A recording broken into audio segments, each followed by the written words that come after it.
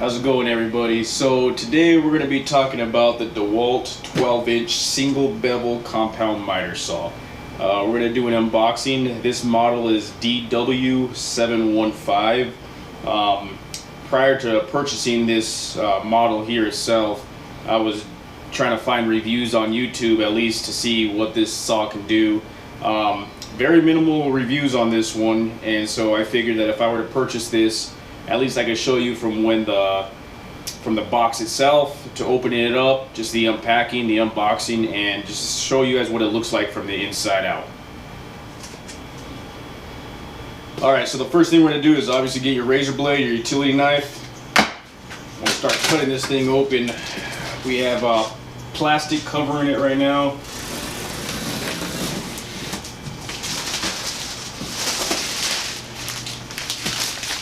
Protecting the box also. Good packaging we got.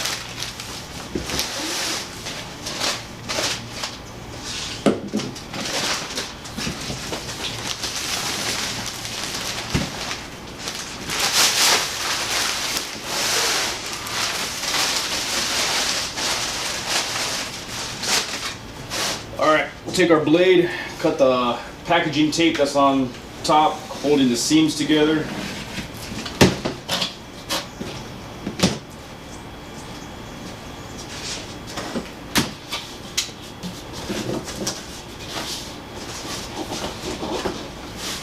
Alright, let's see what we have in the box.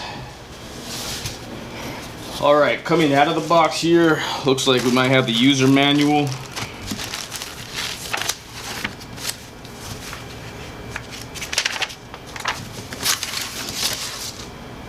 We have some, looks like the saw collector, the dust bag.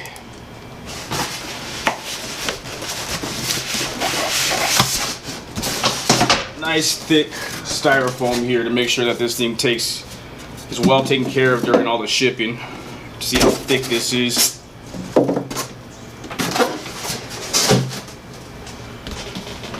And we have the saw inside, so let's see if we can get this thing out of here.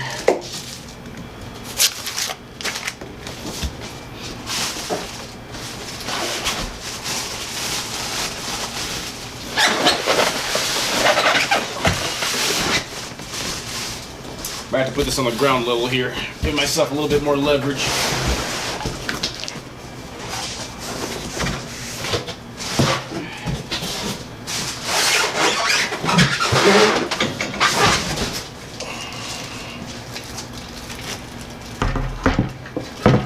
Alrighty, the saw itself has nice clear packaging over it, taking care of it during the shipping also. Looks like we already have a blade installed on here. Got some more packaging covering the extension cord.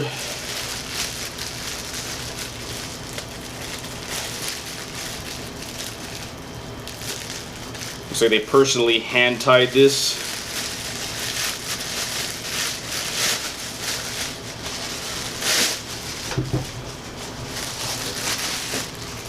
I don't think there's anything else left in the box.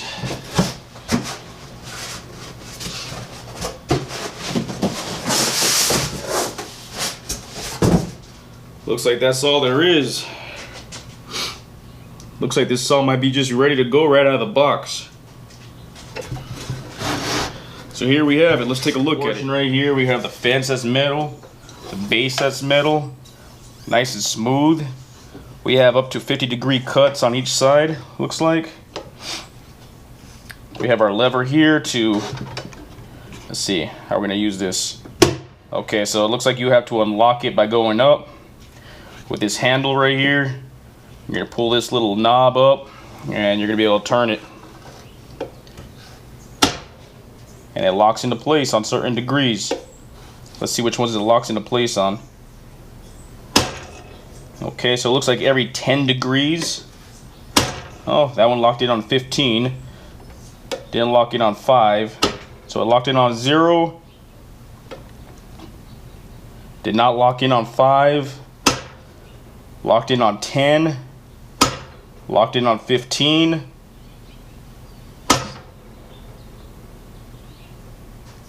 one almost looks like it locked in on 22.5.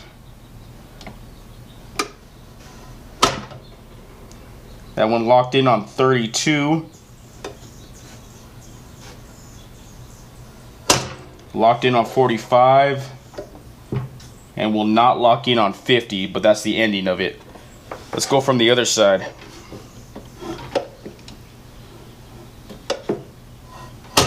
Locked in on 10.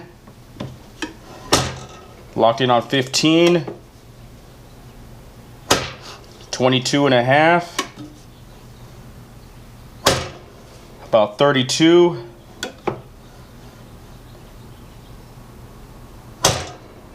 45. And will not lock in on 50 because that's the end. Okay, so if you can see these markings here,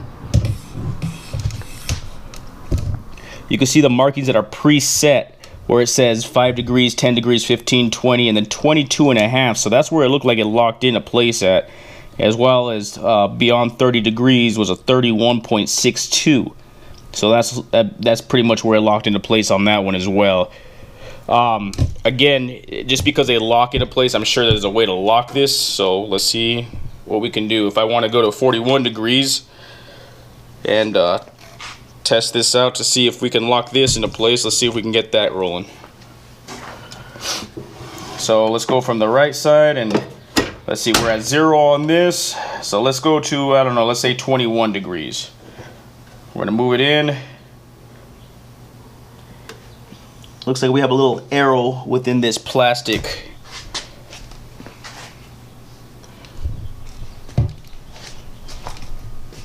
Looks like we have a little arrow within this plastic piece right here to kind of just determine where you're gonna put your angle cut, your miter cut at, what degree.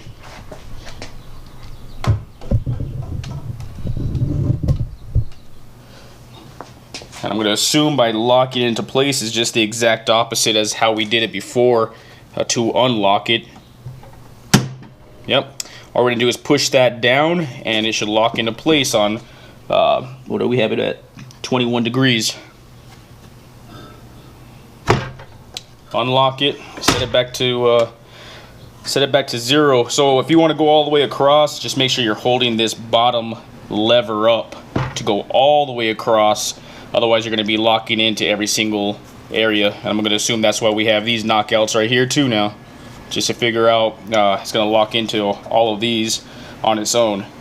So if we want to go to 0 degrees, just past the 5, to let go of it, I'm sure it'll lock right into 0. There it is. Lock it down. Looks like we have our single beveled miter cut here. So I'm going to assume the back knobbing. Let me see if I can get the camera on the other side here. Alright, so what it looks like we're working with here is for the beveled cut. There's a knob on the back side here. Left to loosen it up and right to tighten it up. This thing only goes one way, so we don't have the double beveled miter cut. I don't often use the double beveled miter cut regardless. However, I did want at least one beveled miter cut, so that's why I purchased this one. Okay, so if we were going to loosen that knob in the back, this is going to slide to the left to whatever degree you want to go to, up to 45 degrees. And then when you're ready to tighten that right on 45, all you got to do is tighten that knob up. Looks like it's going to stay perfectly fine.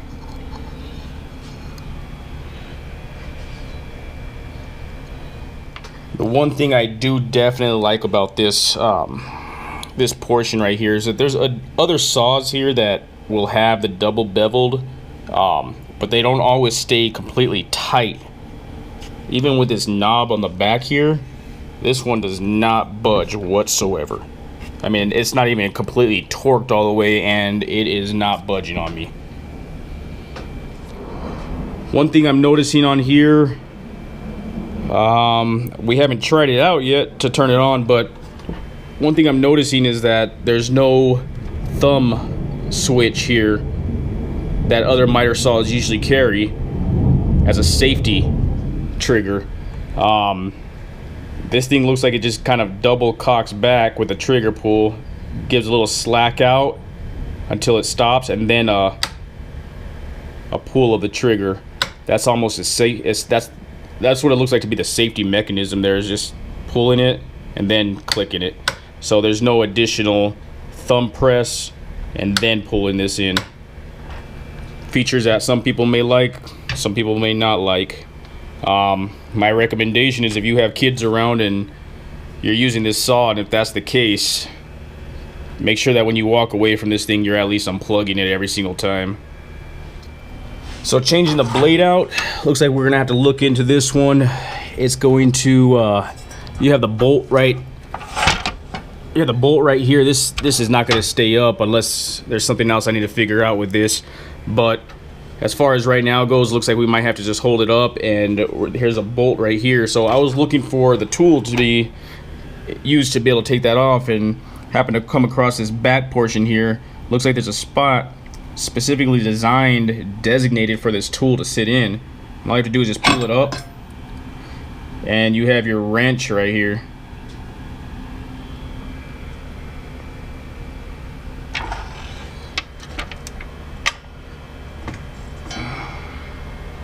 We're definitely gonna figure out how to take this blade off here.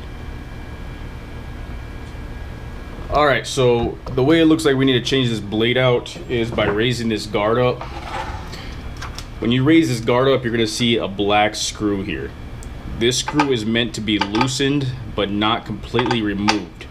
So we're gonna loosen this screw. By the way, this is so much better using this type of wrench than those cheap little Allen wrenches they give for other saws. Once you loosen this up, you don't want to go all the way out. Just remember that. Just enough to hold it right there.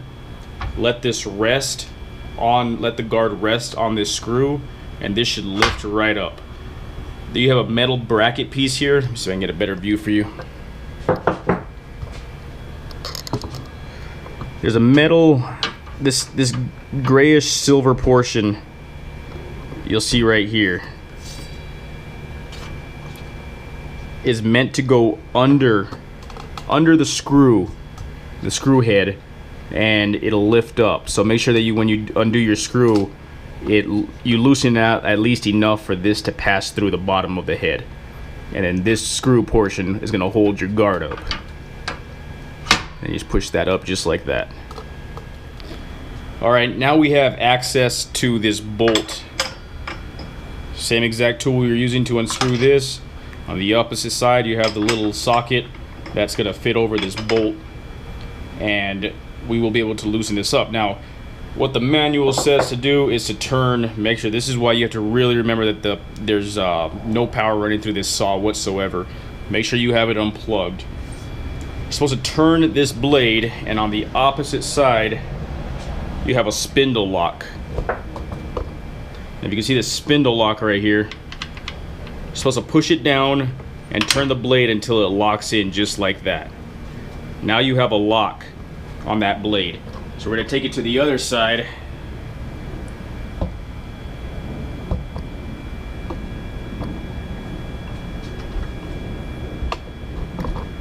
And once that's locked in, the blade's only going to be able to move up and down just a little bit, but enough for you to be able to loosen this screw. Keep in mind, these screws are left threaded. So when you are when you want to undo this, instead of the normal left is loose and right is tight, you are going to do it clockwise. Right is loose on these. So when you have your wrench in there, you're going to turn it to the right to unloosen it. That is how you unloosen this. Then you're going to take this portion off and this portion off, and then your blade's going to come out.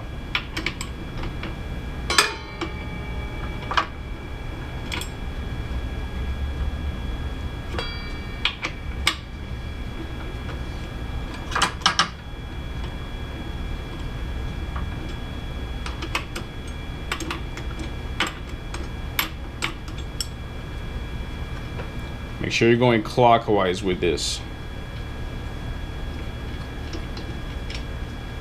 There's our screw. Just, you could probably release the spindle lock now and just hold on to this blade so it doesn't fall on your tool. We're going to remove this part.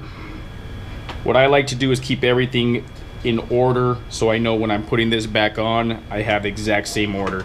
Just move your saw blade a little to the left, and then remove it out this way. And there you have it. We have our saw blade removed. This part remains on there. Okay, we have to put it back on. We're going to put a brand new blade on, fit it in the same exact way. This portion right here looks like part of the lockout nut. I didn't expect that to fall out, but we'll put that right back in.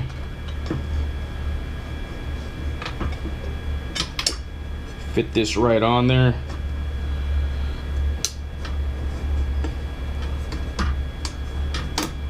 There you go. Make sure that that O-ring that's in there is inside of the blade and not hanging loose on any other side of the blade. Make sure it's right in the middle of that circle.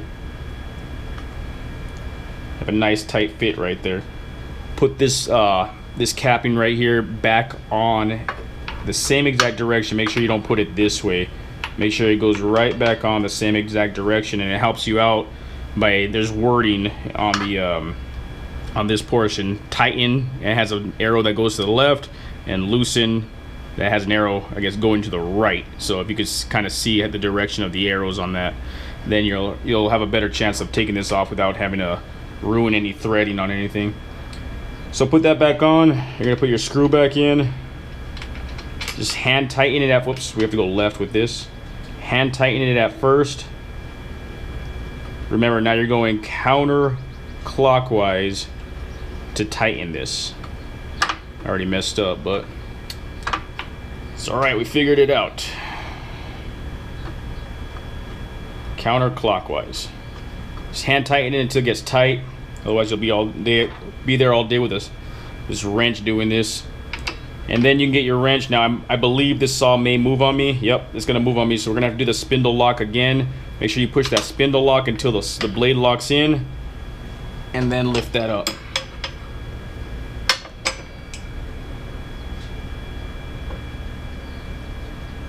Looks like that's in. All right. Once you have your blade in, almost forgot to do this. Go ahead and turn this screw back in. Lift this up. So, oh, actually, hang on one second. Pull this down first until that groove fits right over that screw, and then turn this in.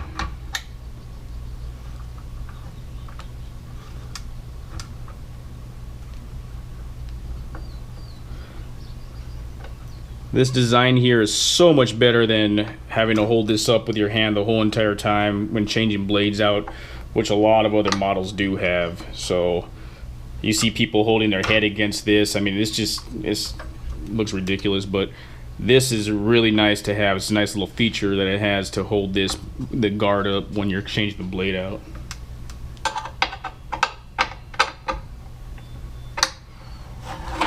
There we have it. Looks like it's ready to go. Okay, so when you're done with this portion, all you're gonna do is place your wrench back into its spot, put the head of it into this big hole, and lock it into place. Now that's there for you all the time. You'll never lose that. Couple things this saw did not come with, and I looked into the user's manual here, which models do come with it, but this one did not. And it's not a big deal to me because I don't use them at all anyways. They're the brackets or the arm brackets that come out on the side. So if it's something that you definitely need with your saw and you can't live without them, then this model right here, unless you can probably buy them somewhere else, this model itself does not come with it, so you may not want to buy this model. If you need it right away out of the box, again, this does not come with the arms that extend out. Okay, so one of the things I noticed also is that they don't come with any clamps, this model specifically. So we have preset holes in here for clamps. However, we don't have any in the packaging. Something again I rarely use. It's a good tool to have just in case you're holding a stubborn piece of wood that just wants to rock back and forth. Again, that's why we have some miter saw stands that actually have the will extend out to be able to put your wood laying flat on a surface, and you can measure it up exactly flat with this plate portion. Another awesome feature that this saw does have is a handle on top. So when you have this thing fully closed and we're going to lock this into place, there's a handle here to carry it. Majority of saws do not come with handles, and you have to lift it from the bottom part, the base portion, up and carry it to where you want it to go. This handle itself is going to help so much more when lifting this up. This is a pretty heavy saw too. I think it's like 40 some pounds, so for a saw itself, that's got some weight to it. But regardless, this handle itself is going to help you out. So if you really want the dust collector, I believe this actually has the ability to hook up to an actual like vacuum also in the backside. But if you want the dust collector, just take it out of the bag and put it on. It's not a big deal to me. I really don't care about collecting dust on this, and besides, it's gonna be chopping wood up all over the place anyway. So I mean, this may hold some dust, but I'm not quite sure how much. All right, I think I went around pretty much everything I could pretty much see on this saw. First observations, at least. I guess it's going to take some time to see what else it can do once we start making some cuts. All in all, I would recommend this product to anybody. The only things that I would say that I wouldn't recommend is if you absolutely need the extended brackets that come on the side, and if you need the clamp, and if you need those immediately, because I'm pretty sure that you can find those as accessories from DeWalt's website, or maybe even your local hardware stores that carry actual DeWalt products. They may have the ability to order that for you. But like I said, I don't need those. I don't need the clamp. But if it's something that you do need right away, this product right here is not going to be for you on that day. So make sure you find a model that does carry those two things if needed. Other than that, looking around the saw itself, we have the motor right here, right up on top. Everything else looks pretty good, so let's see what this thing can do. Oh, before I forget, this saw had a deal with it at Lowe's, and I'm not quite sure if this deal is still going. However, what I was told by one of the staff members there is that they were discontinuing this miter saw stand. And they said with the purchase of this DeWalt for $2.99 at Lowe's, this stand came with it for free. So I didn't want to pass up on that offer, so I went ahead and purchased this DeWalt miter saw itself and got this miter saw stand for free. I'm not quite sure how durable this is. It was free, so I took it, but it's a DeWalt stand. I'm pretty sure it's going to be as durable as the saw is itself. It's supposed to be more portable, and I guess we'll unbox this one right now and see what this one looks like with a saw on it. All right, just removing the stand from the box itself. Like the way it looks. It's extremely light, but yet feels extremely durable. This thing's metal. It has a box here for some extra hardware, I'm going to assume. Get a utility knife here and cut this thing open. Trying to do this stuff one-handed. Flip this box over this way, and we have some brackets here to be able to hook your miter saw up to. So I think the box said that this thing has the ability to hold 1,000 pounds, and again, this saw is only 40 some pounds. So if I can remember correctly, the box itself says it on here. 41 pounds. 41 pounds. So let's put this thing together. All right, first off, awesome feature on this portion. Instead of having to use your finger to push the pins in, it has a little lever here. All you have to do is use your thumb and it lifts right up. Locks into place. Much better, much safer on the fingers. I can't tell you how many times I've pinched myself going up with these things.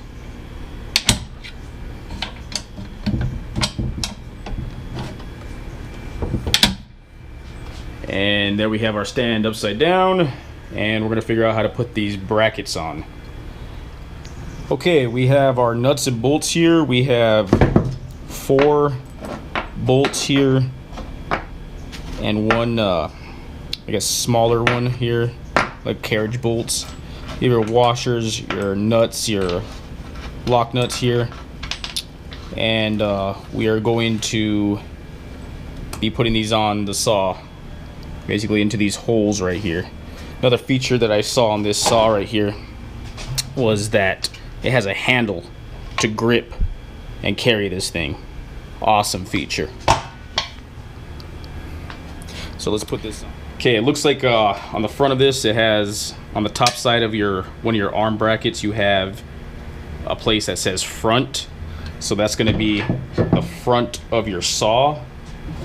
And the same thing with this side, front, and it's going to be the front of the other side. So basically these things are going to go, these arms are going to go underneath your DeWALT stand, your DeWALT saw itself.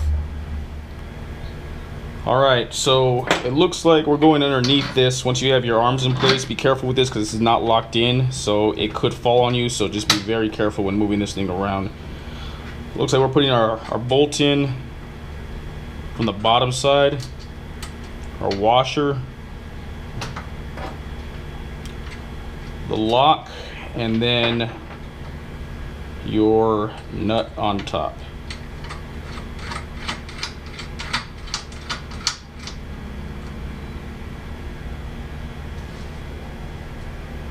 Looks like we're going to do that for all 4 sides. Alright, once you have them in, just use your wrench here and turn it until it tightens up.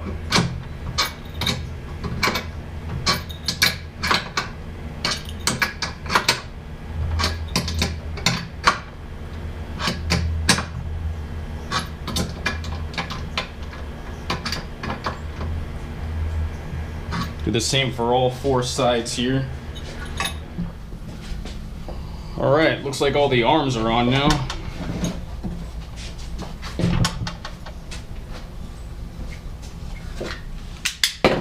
It looks like this thing's ready to get lifted and placed onto the stand. Alright, looks like we have it on the stand now. All we had to do is lift this up and push it down, and these lock onto the actual stand itself. Let's see what it looks like all the way open. It's pretty sturdy. The stand itself, I'd probably use another miter saw stand, but this is good for just taking around to places and doing small cuts for people here and there, or even just job sites. It'll do its job, but I'd rather have my larger stand on this than this one when I'm working at home.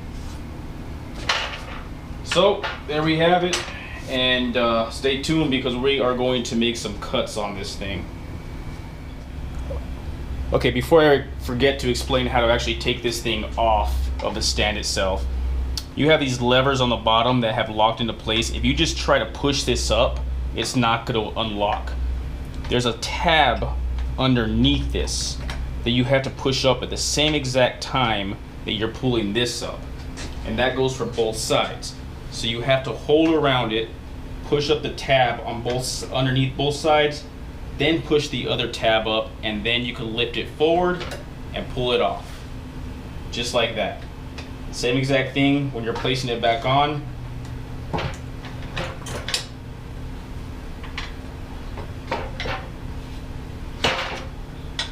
Just pushing it. So you have it laying like this. Make sure that the black portions are hanging over the side, and all you have to do is just slightly push it in, and it's locked in place.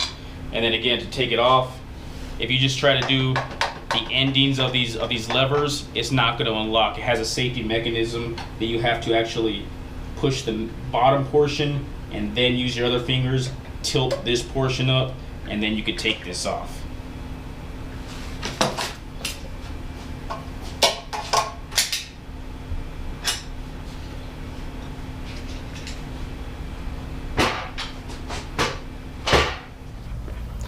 All right, so let's take a look at the cutting.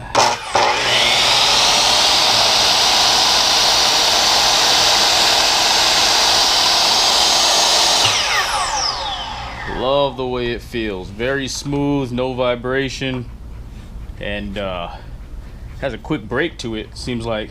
As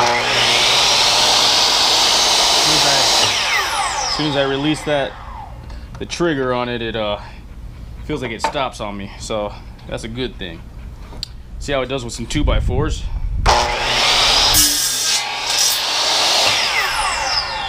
Very nice. However, I'm looking at this portion right here. You can see it's not that clean of a cut. Let's see if we go a smoother, a little bit slower, see what happens.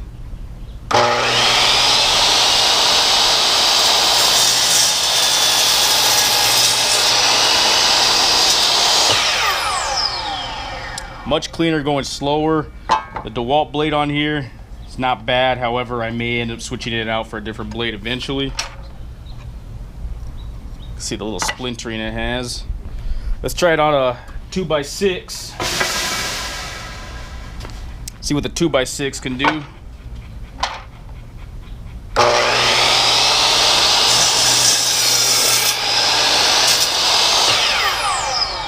Very nice on the 2x6. Let's see if we can figure out the full length of this thing.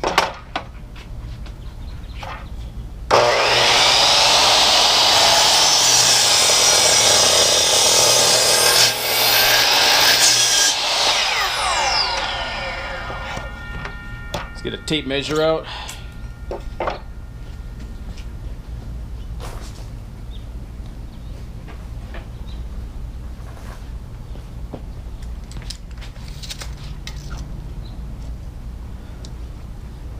Looks like we are at about 8 7/8 of a cut at the max. 8 7/8.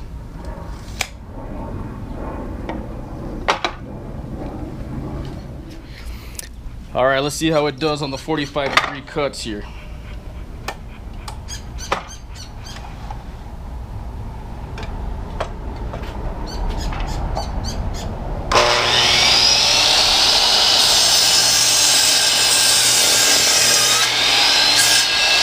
Put that a little bit further.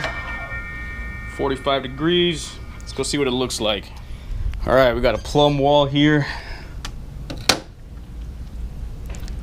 So placing this against there should show us 45 degrees on this angle.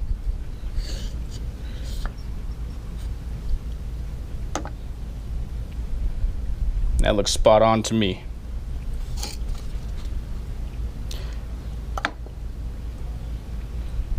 "45-degree cut." All right, so in all honesty, would I recommend this saw to anybody? Very much so.